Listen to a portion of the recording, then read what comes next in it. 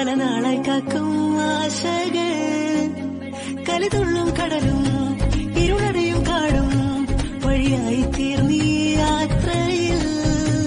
അനുരാഗം തോന്നിപ്പോയ അവരുടെ ആകുമ്പോഴും അപരാധം എന്നും നേരില്ലല്ലോ. ഒരു ലക്ഷം കള്ളം കൊണ്ട് ഈ ലക്ഷ്യം നേടും നേടും അവർ ലക്ഷ്മി ദേവിയായി. ഒരു സ്വപ്നം പോലെ കൺമുന്നിൽ കണ്ടേ പല നാളായി കാക്കും ആശകൾ, കലിതുള്ളും